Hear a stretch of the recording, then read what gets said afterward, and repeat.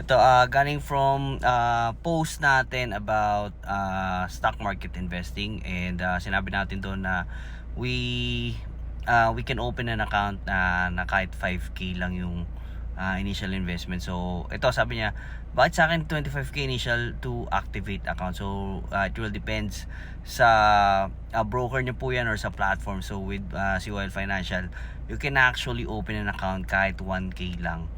Ayan, so with other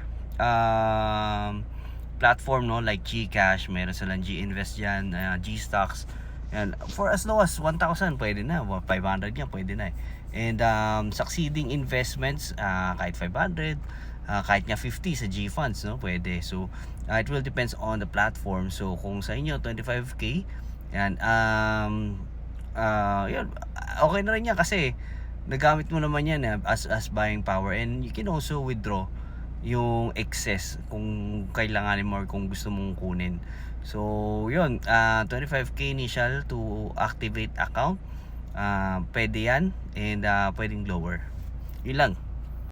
So by the way, if you're interested sa pag-invest sa stock market, no, I highly invite you to become a Truly Rich Club member, and nandiyan na yung link niya sa my description box or sa may bio natin. So see you there.